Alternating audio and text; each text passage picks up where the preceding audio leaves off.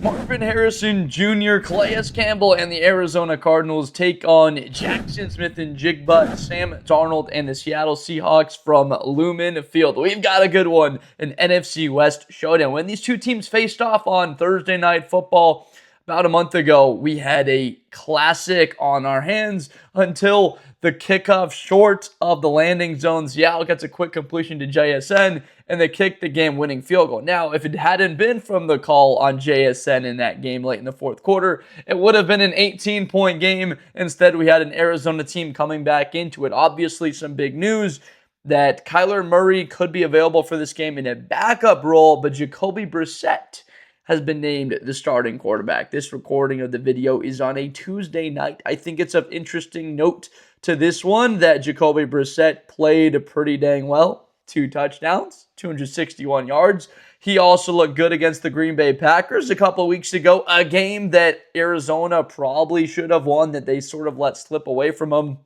It's a little bit been the story of the season, but they've got an opportunity.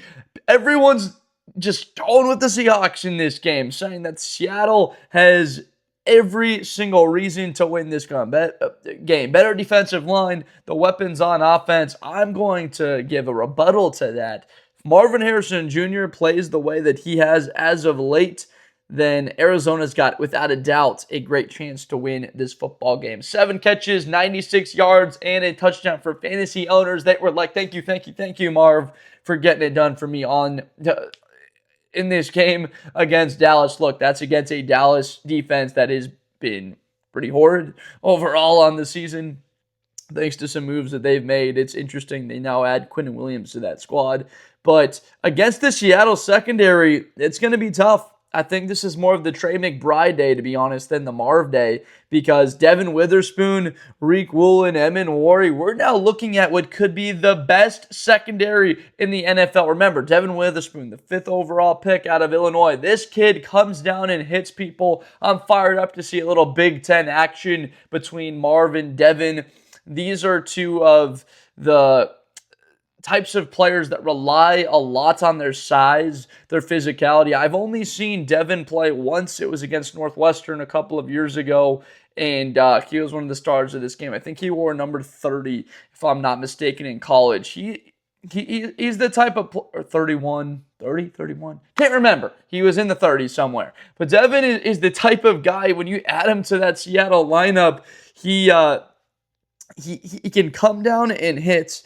He's good. He's versatile enough that he's good enough in man, in zone, and he can cover a number 1 wide receiver. That performance from the Seahawks against the Washington Commanders, I got to say, that may have been the best overall performance from a football team this season. Indianapolis will probably have some arguments to that. I'll hear them, but Sam Darnold, 330 yards, 4 tubs, 21 of 24 on the day. Efficient. The run game, very similar to what Seattle has been. Not dominant on the ground, but balanced enough where they make things difficult on the edge players, on the linebackers, having to be responsible and stay home, because this is a team with Zachariah Charbonnet and Kenneth Walker that can get the run game going at any moment. Then, of course, Jaxon Smith-Njigba, maybe the best wide receiver in the National Football League, the teammate of Marvin Harrison Jr. at Ohio State for a couple of seasons. A lot of people say that Buckeye team would have won the Natty in 2022 if JSN was healthy. He got hurt against Notre Dame earlier in that season. Again, we get to see the Buckeyes go at it. That was a great matchup when they went against each other on that Thursday night game. That game was purely dominated from Seattle for 54 minutes on the night until Arizona came back. I think Seattle is not quite in the type of position in this one to just let the Cardinals back into it. I think that actually can favor Seattle in this sense. Like, look, guys, if we're up 2 scores, let's just keep the hammer down and keep rolling. I think this is a Seattle team that tries to attack the Cardinals, but how about those rookies for Arizona? Cody Simon with a forced fumble in a key spot in a 10-point game. The Cowboys looking to get a field goal drop to a 7-point game, punches the football out. Denzel Burke with the game-sealing interception. Walter Nolan with a sack and a tackle for loss. Will Johnson, he's been a very highly graded player by Pro Football Focus. You're talking about 4 rookies on this defense.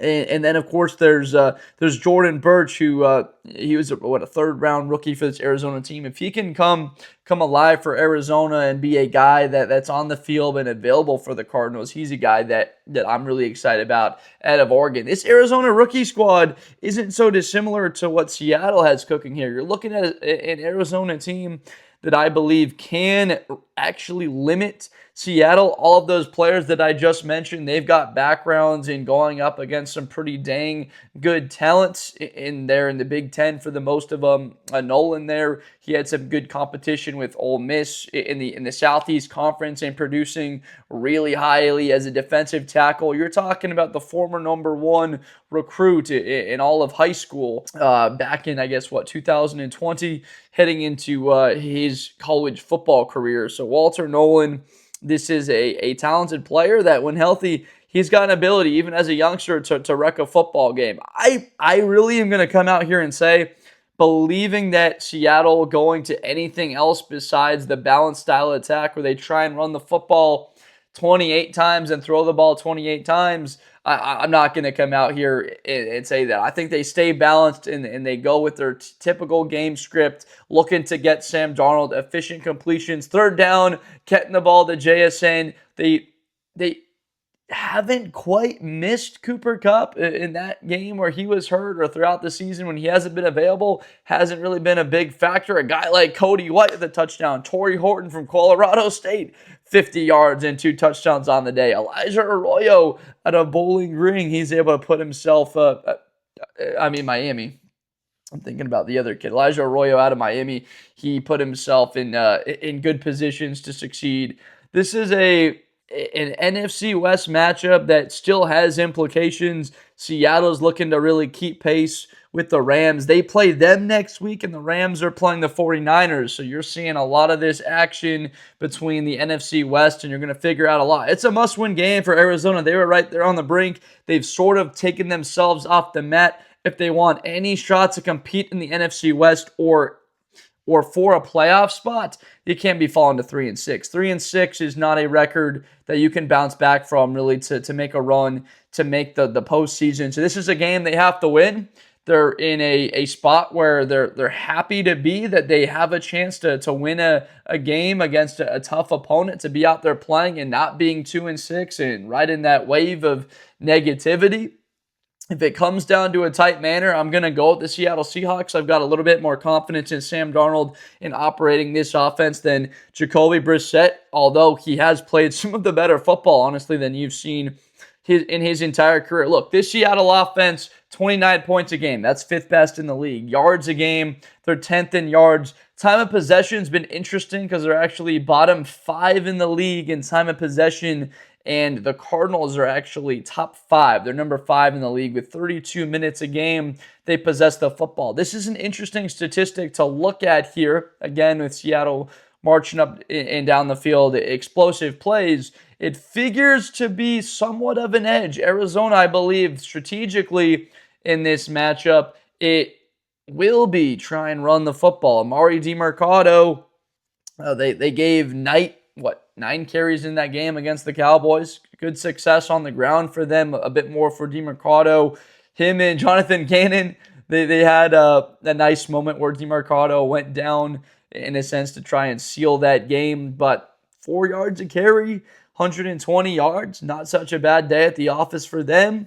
They would like to be better against the run. They gave up 6 yards a carry and a total of 120 yards against the Cowboys, but then they were better in the back end, and they got after Dak Prescott. And when you're able to do that, and then you force a team like Dallas, they are 5 of 12 on 3rd down, which is okay. Could have definitely been better if they were looking at 3rd down and short a whole lot more often. But against George Pickens, CeeDee Lamb, you limit Dak Prescott, who's been playing very good football this season, to only 250 yards. You'll absolutely take that when people were saying some pretty bad things about you in that matchup against the Cowboys. I think that Seattle wins this game, by a close fashion. Look, 7.5-point favorite at home. That seems to be a little bit too much for me. I'll take the Seahawks to win, but in a tighter fashion. I'm going to take them to win 30-24. I believe the Cardinals can keep it close. A chance to win this game at the end, trailing 30-24. Ball in Jacoby Brissett's hands, say with about 1:55 remaining,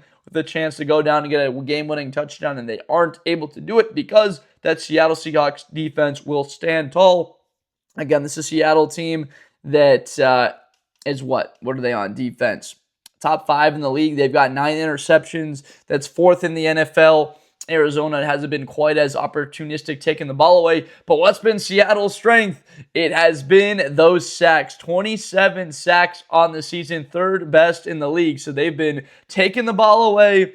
They've been getting after the quarterback with sacks. And then you're looking at a top 5 offense of attack led by a quarterback that's firmly inserting himself into the MVP conversation. So 30-24, the Seahawks get it done at home, moving to 7-2 on the season. But once again, I wouldn't be shocked if Arizona's in this game. You've seen them playing teams tough on the year, namely Seattle, namely the Green Bay Packers, a game that looms really large right now against Tennessee. If they just hold on to that, you're looking at a 4-4 football team right now with a chance to get over 500 against the divisional opponent. You got to throw out the records sometimes with the divisional opponents that know each other really well, especially this young core and talented Arizona team that I frankly really like a lot. They got some swagger and they got some physical players up front in the trenches, and they've got skill on the perimeter on offense as well as on the defensive side in that secondary in the middle of the defense. I appreciate you so much for watching this video. Let me know